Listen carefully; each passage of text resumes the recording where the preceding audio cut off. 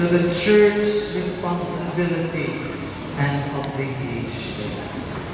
F means firm. A means available. Ano sunod nga letter? T means truthful. Truthfulness means, tinun-anay ka sa imong kinabuhi, isip bana, isip mamahal, sa imong gipanumpa, diha sa kalmento sa kaminyon, sa imong gugma, sa usa-usa, manaan mo ng bana na sa mo, kabantay mo, bago galing kasal, sikit kaayo. Labi pag manakuya, musimba ining 8:30 sa gabi, so simbahan, maginitanay pagkamo. Kaya atay pagkita ang apang panagay sunay, magbeso-beso, maghinagkanay pa. May nagbago pa. Bagong kasal, sweet kaayo. Ining kadumihan sa kasal, sweet and sour na. Ayaw! Be truthful! Tinun-anay sinumpalaan! For richer, for poorer, in sickness and in health, until death do us part. Sa kalisod ug sa kamugaway, sa sakit ug sa kalipay, till death do us part. Hangtod kita magpinagyanay. Ang pinagyanay ay pinag-anay sa iyong gugma sa isa't-isa. Truthfulness. Tinunanay. Marriage vows. Di mo pa rin. Oh, pa rin. Ikaw, di mo pa rin. Hampay na. Ha? Truthfulness. Kaya wala rin ito. Kasi sunod ka lang ka. Hindi na adject. In English man, AIDS means honest.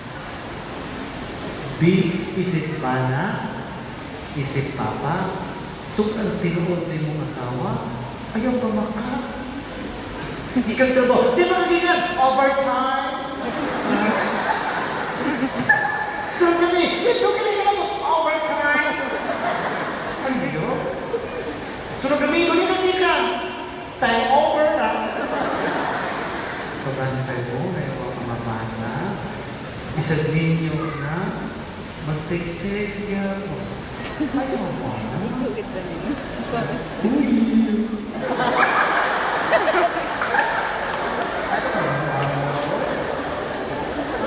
Be honest to your wife. Kanang Hindi ba kayo kung memory yan yung... isang tuwa sa kasilas, gidadaan Kayo sa kung memory sa yung discussion. Be honest to your wife. Ha? Muna, kung sa'y katapusan letter? Pagani, Lakad ako na ako. E. E means emotional. What do you mean by emotionality? Emotionality means, is it papa, is it bana? You should be able to look and see the feelings of the members of your family. Ikaw papa, tanawag din mo kung sa'y gibate sa iyong pamilya. Hindi yung mga papa, isog kayo. Huwag sila makapantay nilang anak, hadlong na nila. Hindi yung mga asawa, dili malipay na naanin ang bana. Mas ayaw pa po sa Lord na trabaho. Kaya ko na isabay. Liman ka na ibata, makita siya papa, basta na siya ng may magkuro. Kaya nung iyang papa, isog kayo. Sulti pa sa bata, iyang papa, stricto pas Ginoo. Di mo ka. Stricto pas Ginoo. Ayaw. Emotionality means look and see the feelings of your members of the family. Kung sa'y katapusan letter, R means resourceful. Is it bana? Is it papa? Resourcefulness means pangita, paningkamo. Tingnan, di ba may trabaho? Pangitag yung trabaho? Ayaw magsalig sa mga asawang maliit ang trabaho.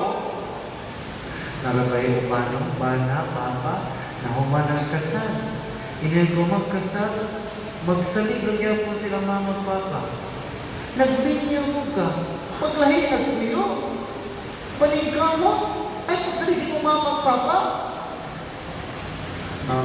Naman sa ubang mga apuhan, mga lolo, lula, pinangga sa kanila ilang ako. Mas malipay pa silang ilang ako ato po yung nila. Kaya ang apuhan, hindi sila, mas pinangga pa ng apo kay silang mga anak. Ang mahitabo pa sa gara, ang lola, mahimong bibisiter.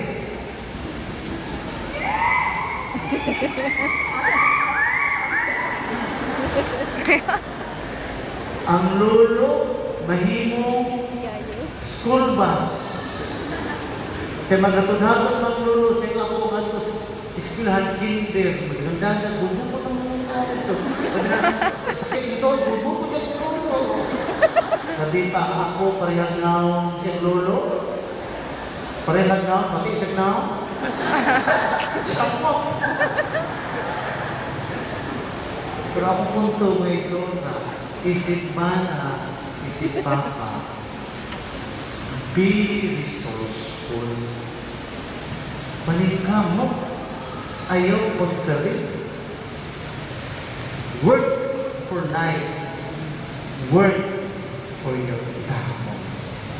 So itong pagpadayan ni Santos Yamisa, atong giamong ni atong papa, atong biological fathers.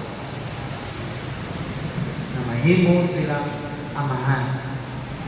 Responsibilidad, ilang pag-upan sa tagsa-tagsa na to kapilipin mo panimulan.